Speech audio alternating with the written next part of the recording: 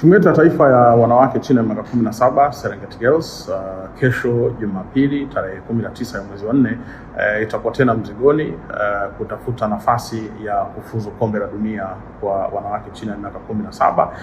Itakuwa ni mchezo wa marudiano dhidi ya Botswana. Mchezo utachezwa saa 10 za jioni Azam Complex pale Chamazi.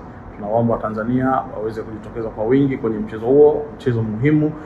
Tulipata ushindi wa magoli 3-2 katika mchezo wa kwanza kule Botswana, lakini haukuwa mchezo rahisi, haukuwa mchezo mwepesi.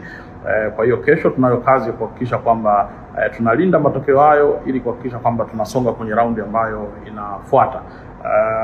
Raundi muhimu ambayo inaweza kutupeleka kwenye kombe la dunia, lakini kabla ya kufika kwenye raundi hiyo inayofuata, manake lazima wamalizane na raundi hii ya sasa ambayo ndio hii tunacheza dhidi ya Botswana.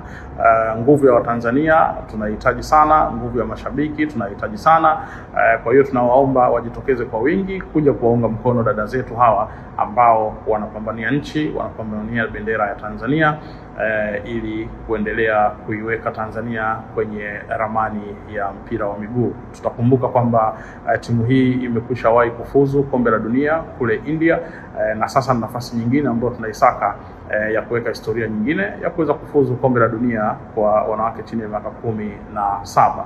Mchezo hautakuwa na kiingilio. Kesho ni Jumapili, mtoko wetu kesho ni Azam Complex Chamazi kwa ajili ya kuwaunga mkono dada zetu ambao wanapambana hiyo kesho.